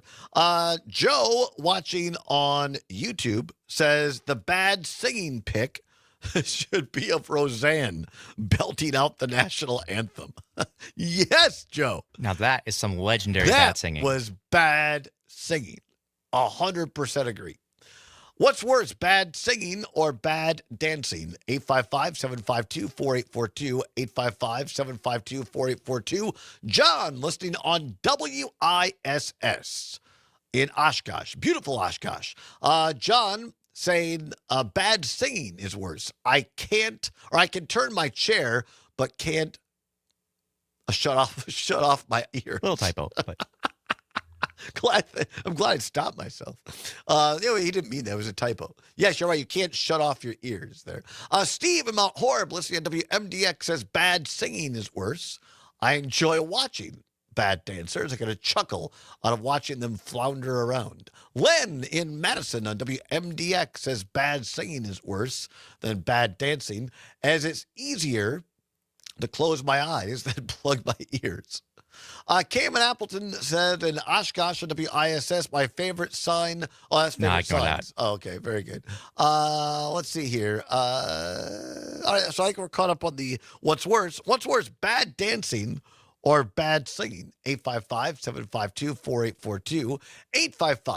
855-752-4842. Now, I'm not going to say I'm a great dancer. My best dancing days are probably behind me. But my sister and I used to be a pretty good duo on the dance floor. We could dance. I can see that. The sibling relationship. She's a very good dancer, and she took dance class from the Betty Hayes School of Dance. I took dance classes, but it didn't take. Didn't take. Can you do like waltzes or whatever? Yeah, I mean that was more what it was, or like tap dance and stuff. But also, I did it. I mean, I haven't taken them since the major growth spurts, so I don't think I could. Yeah. Bad singing, that's because it's uncomfortable. Like I remember I'm not going to name names. Years and years and years ago, there was a Christmas Eve service where this one individual sang Ave Maria and sang all the verses. and it was tragically bad. And my sister and I, sitting there in the pew, we're having to bite our tongue, and because of, we wanted to laugh because it was so bad. Well, Trump would have danced to that. He loves right, Maria. and she thought it was, of course, fantastic. So that's uncomfortable for the audience when you're caught in a situation of bad singing. Mark in Prairie Sac says a revolution without dancing or singing is a revolution not worth having. Like the song says, it doesn't matter if it's not good for anyone else to hear. Sing a song. Come on back. We will tell you why Trump and Johnson were right about the No Kings protest. It was dangerous. We'll reveal it on the other side. It's the Allbaugh Show on Civic Media. Time now for Pam Yonke, Midwest Farm Report. Don't go away.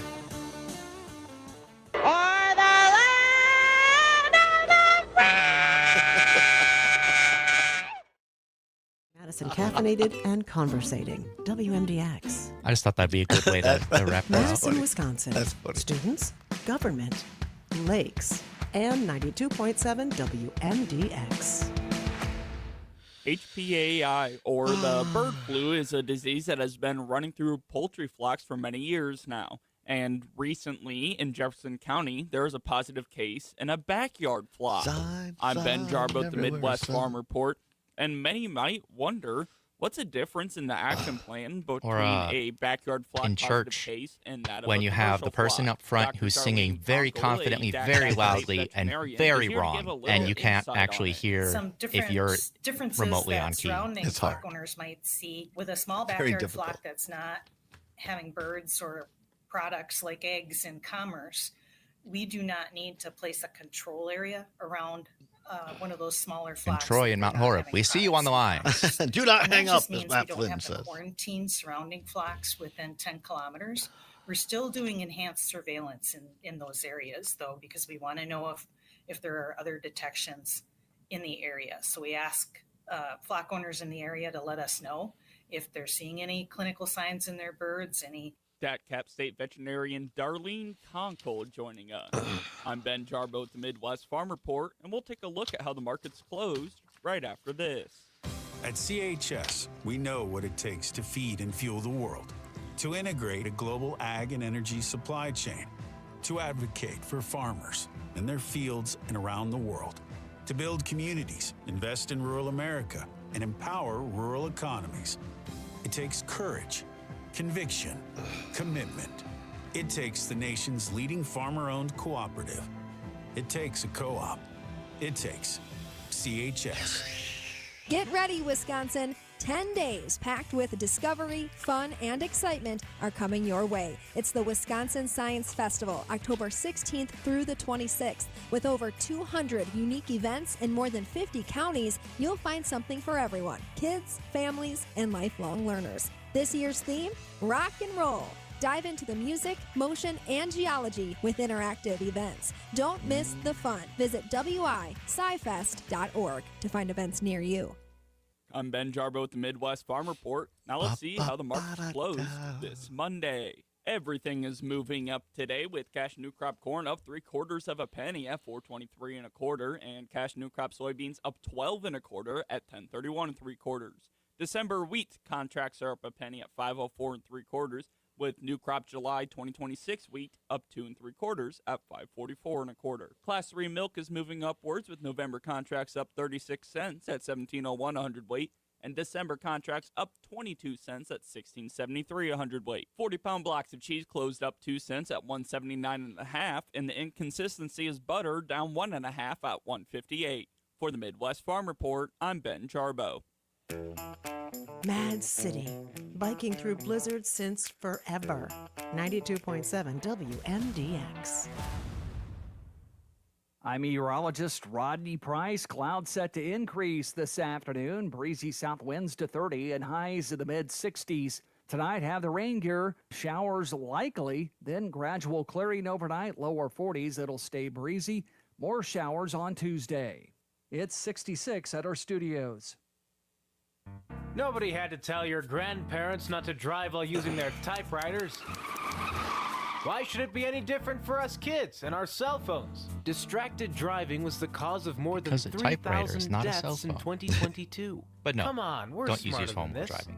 Let's put down the phones and focus on the roads. Drive safe, everybody. Don't drive distracted. A message brought to you by the National Highway Traffic Safety Administration, Project Yellow Light, and the Ad Council.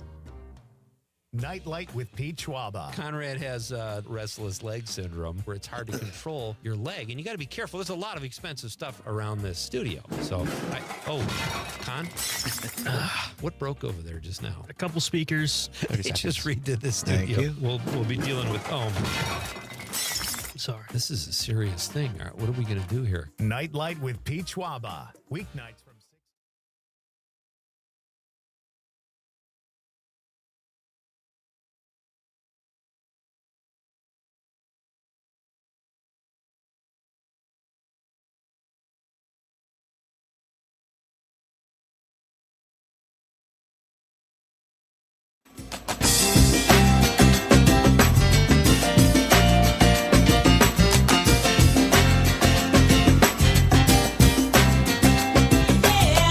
Pursuing truth wherever it may lead and having fun doing it. Welcome back to the Todd Allbaugh Show on the Civic Media Radio Network. 35 minutes now past the hour of 3 o'clock. Going to get to lots of news happening here. I'm going to tell you why, and this is serious, why I agree with Donald Trump and Speaker Mike Johnson that the No Kings rally was dangerous.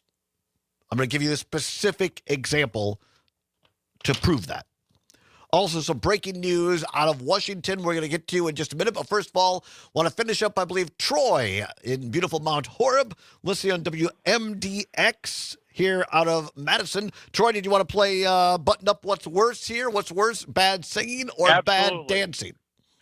Give me a D flat. Bad singing is worse. Well, now, Troy, I have a feeling you're an actual better singer than that. Not much. But look, Troy, by the way, we got you on the phone here. You were one of our winners in those tickets for the world premiere of the great new film, No Packers, No Life last week. You were down there with your lovely wife. We got to see you, Zomers and I did. Give us a quick review. Be honest. What do you think of No Packers, No Life?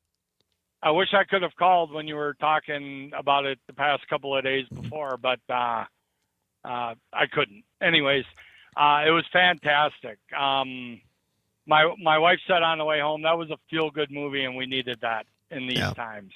100%. And it was fantastic. You know, I'm really glad you enjoyed it. I loved it.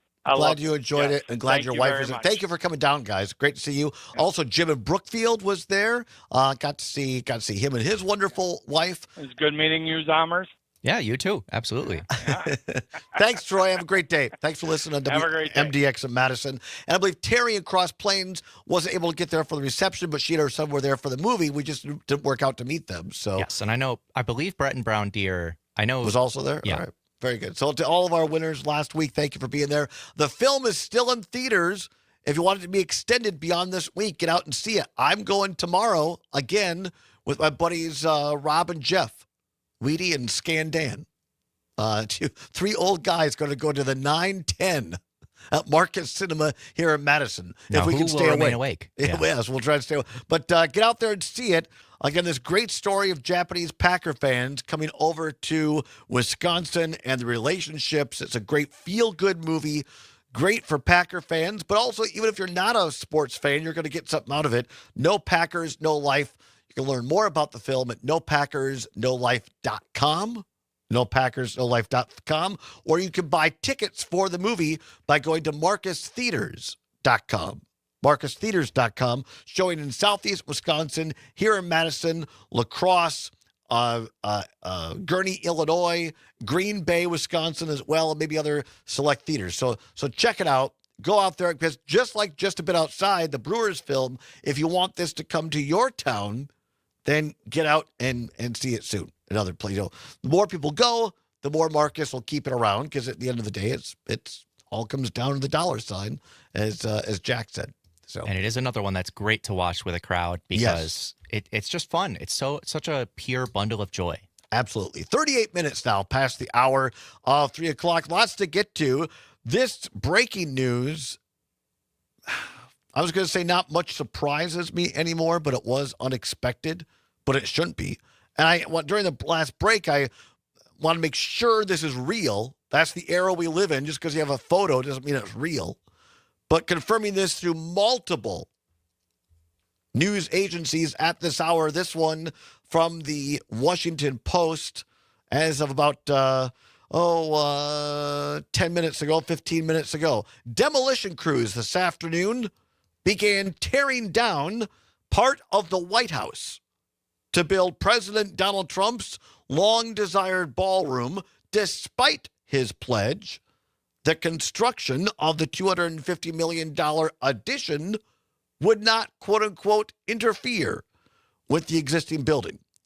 Construction teams were demolishing a portion of the East Wing with a backhoe ripping through the structure, according to a photo shared with the Washington Post and two people who witnessed the activity and spoke on the condition of anonymity to describe it. A cluster of people, including members of the Secret Service, stood on the steps of the Treasury Department to watch the construction unfold, said one of the people. Sounds of construction were also audible on the White House campus. Trump has long touted his plans for a 90,000 square foot structure that would nearly double the footprint of the main building and its east and west wings. He had also suggested that construction would not affect the existing White House. Again, Washington Post, amongst other major news organizations, confirming with photographs of people at the scene, despite saying he would not. Donald Trump demolishing part of the current White House in order to build his Gilded Age ballroom. And yet the government today is shut down. People not getting paid, cutting off SNAP benefits after this month. Military people not getting paid either. The era of Donald Trump. All right. I told you I'd reveal this. Sorry to keep it going so long. Trump and Mike Johnson, several MAGA Republicans, warned that the No Kings rally over the weekend could be dangerous, hostile, life-threatening even. Well, guess what? They were right in one instance. And by the way, I don't hear this being talked about much today on major networks. You would think a story like this might be in the first 10 minutes of a national newscast. But thank goodness for the reporting of the New York Times. The place that things got dangerous at the No Kings rally was in California. But it's not exactly what Trump and Mike Johnson might have thought. Because the danger didn't come from the people participating in the No Kings rally. It came from the Trump administration itself. Dateline, California.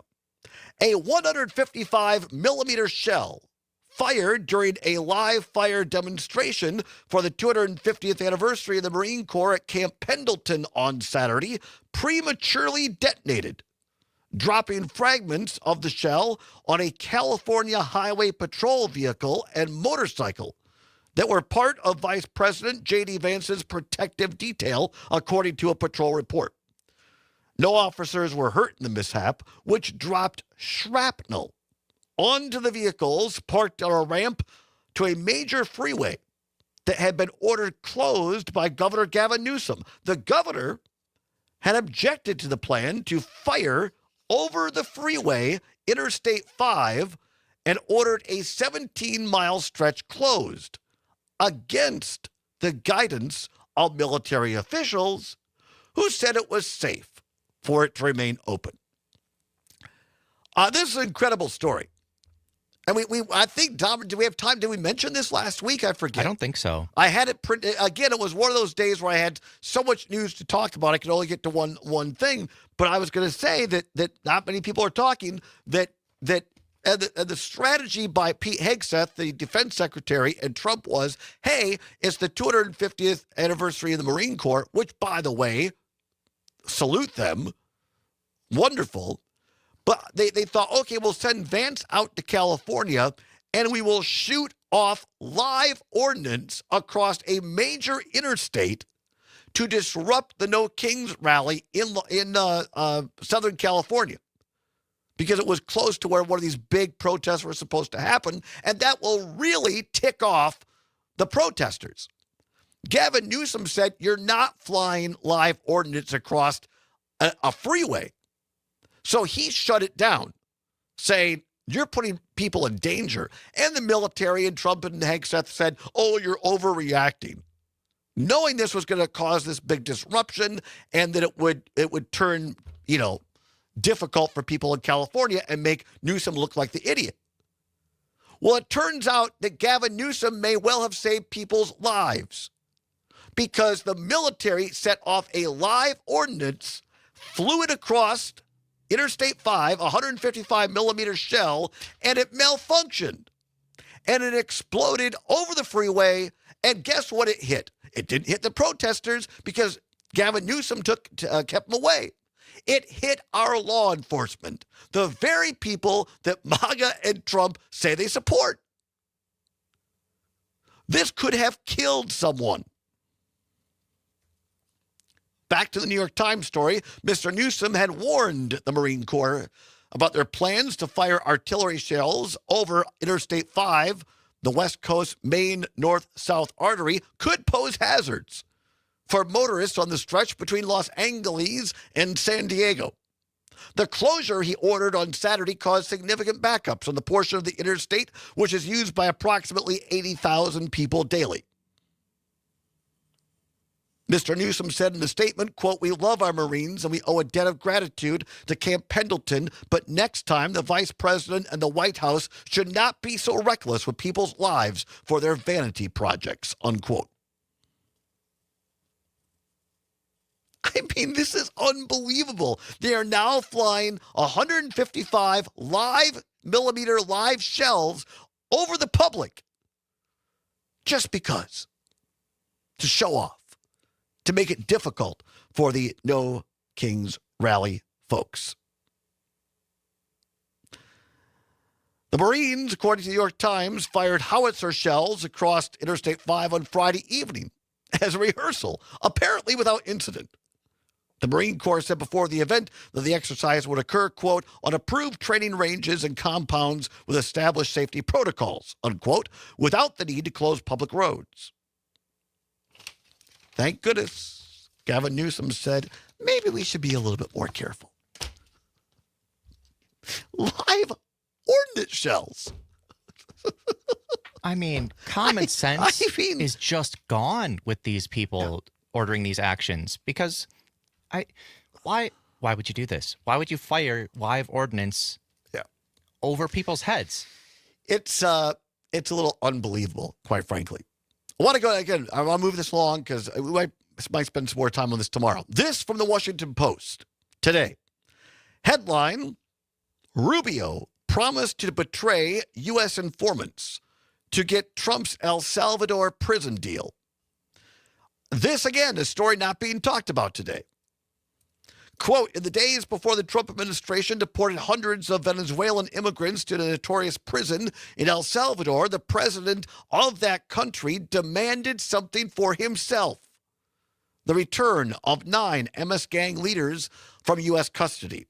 Secretary of State Marco Rubio on March 13th, on a phone call with Salvadoran President Nayib Bukele, promised the request would be fulfilled, according to officials familiar with the conversation.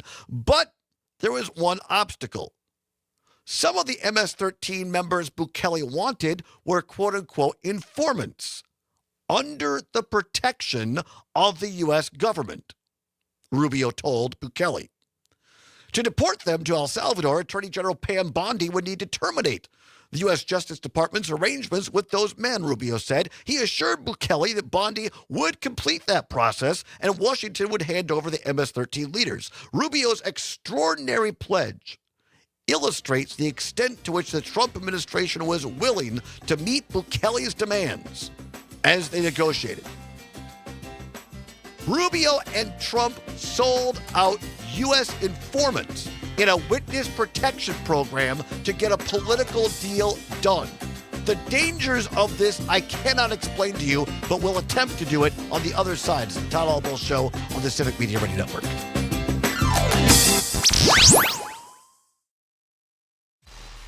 Connecting audiences, powering brands. This is It's Civic just Media. so much Learn reckless more at endangerment civicmedia.us of citizens, of /advertise. veterans, of everybody. Green and Gold Football is back at the Lazy Oaf Lounge. Catch the games on 14 large screen TVs. Join Meat and Jersey raffles at halftime during regular season games and enjoy half-price wings and beer bucket specials. And the Lazy Oaf is a great place for lunch with daily specials, soups made from scratch, and fast, friendly service. The Lazy Oaf Lounge, 1617 North Stoughton Road. Find specials, menus, and more at lazyoaflounge.com. You're listening to the American Democracy Minute, keeping your government buy-in for the people.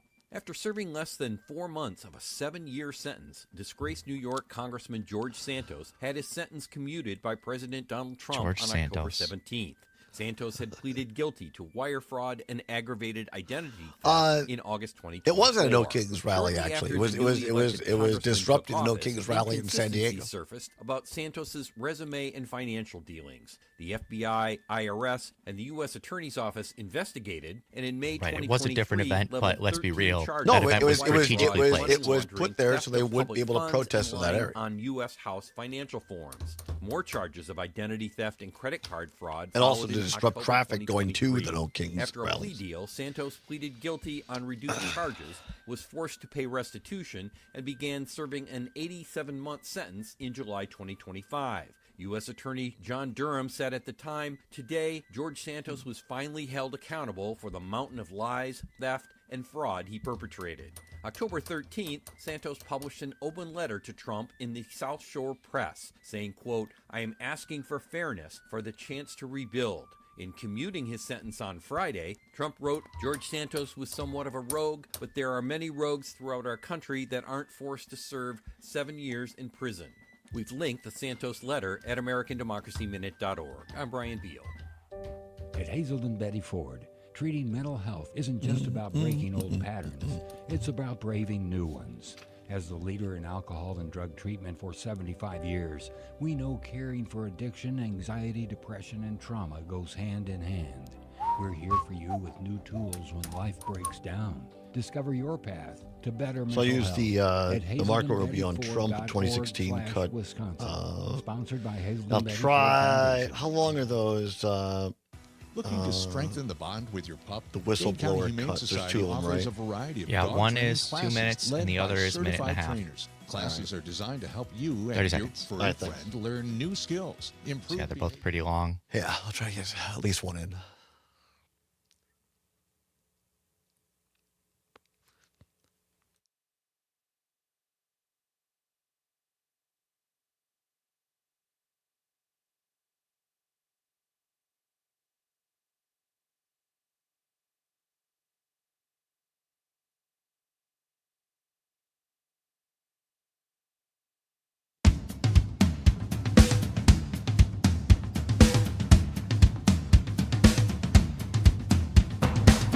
Welcome back to the Todd Allbaugh Show on the Civic Media Radio Network. 8 minutes now before the hour of 4 o'clock. At the top of the hour, ABC or CBS News, depending upon which of our great stations you're listening to.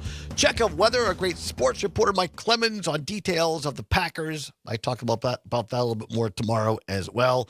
Eked out a win. Micah Parsons basically saved the game in that new kicker. A history record-setting kick for the Packers. Clemens love details on that.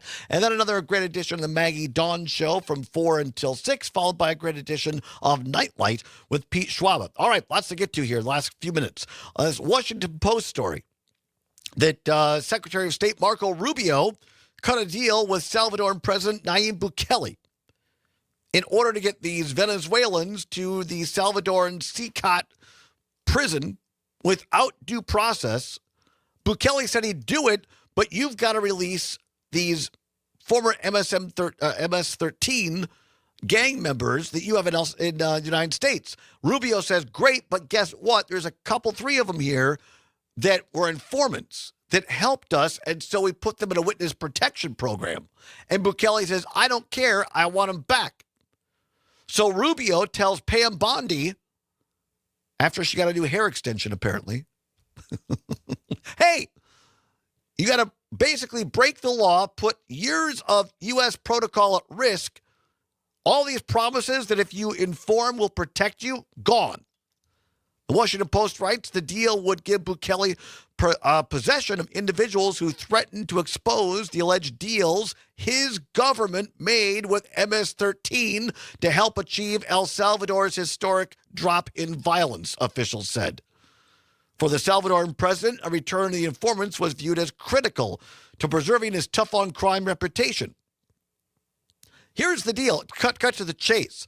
Some of these people that Rubio, the Trump administration, Bondi returned that were under witness protection programs in the United States, they were informing and exposing people that were part of Bukele's cabinet who had cut deals with MS-13. And Bukele wanted them back to make sure they were permanently silenced. That's what's going on. Marco Rubio was willing to cut this deal. Here's Rubio back in 2016. 2016, this was what little Marco said when he was running against Trump for president. Let me tell you something. I will never quit. I will never stop until we keep a con man from taking over the party of Reagan and the conservative movement. He's a con man. He's a con man. He's a con man. I'll tell you why. Number one, look, people are angry and frustrated and scared about the future. Okay? People are working harder than they've ever worked in their lives, and they're running in place. And he swoops in and is taking advantage of that. He's taking advantage of that. He's telling people, I'm going to fight for the little guy. I'm fighting for the working class. Here's what he doesn't tell them. He has spent a career in business, 50 years, sticking it to the little guy. Sticking it to the little guy. When his companies went bankrupt, the first people that didn't get paid were the subcontractors, the plumbers and the pipe fitters and the people that laid bricks and all those people that worked for a living. They didn't get paid. He got his money. Marco Rubio from 2016. It goes on. What happened to that guy? Want to get to this, play this before we go. From 60 Minutes last night, the great reporter Scott Pelley interviewing a whistleblower from the Department of Justice who went on 60 Minutes last night. If you think this stuff in the Trump administration has stopped happening, think again. Here is part of the interview last night on what's going on inside the Department of Justice. At the beginning of the second Trump administration, you were promoted again. That's right. Very soon into the administration, I was selected to be the acting deputy director of the immigration section, overseeing about 100 attorneys and every case that arose in the federal district courts. But it was the very day of that promotion, Friday, March 14th, that he and others were called to a fateful meeting with Emil Bovee, President Trump's newly appointed number 3 at the Justice Department, who was once Trump's criminal defense attorney. And we were told at this meeting that over the weekend, the President of the United States would be signing a proclamation invoking something called the Alien Enemies Act. This is a wartime law from 1798, invoked 3 times in the nation's history during the War of 1812, World War I, and World War II.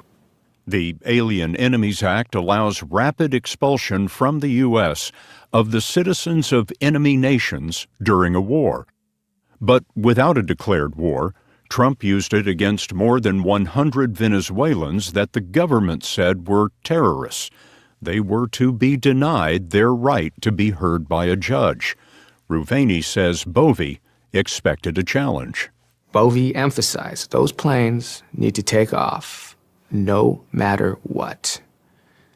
And then after a pause, he also told all in attendance, and if some court should issue an order preventing that, we may have to consider telling that court, you. And when you heard that, you thought what? Felt like a bomb had gone off. Here is the number 3 official using expletives to tell career attorneys that we may just have to consider disregarding federal court orders. That is a chilling cut from last night's 60 Minutes program on CBS, the great reporter Scott Pelley. This whistleblower, and God bless him for having the courage to come forward, telling this story the first person. This episode that we just talked about for the Washington Post, where Marco Rubio sold out people that were in the witness protection program after being informants that were sent back to El Salvador so Bukele of El Salvador could protect his own rear end politically. After that, now we hear that the number 3 person in the U.S. Department of Justice is telling attorneys, if the courts say no, we might have to say F you and ignore it. This is why No Kings rallies are important. This is why it's important we come forward and know we have a community. That enough of us are going to say, and Republicans, former Republicans, Democrats, independents alike say enough. We're not doing this. And that's why it matters. And that's why I'm so proud of each and every one of you who spoke up, who went out and participated. Stay tuned. Maggie Dawn is next. Back tomorrow. Until then, whatever you're fighting for, whatever you believe in, keep banging your drum. We'll see you tomorrow.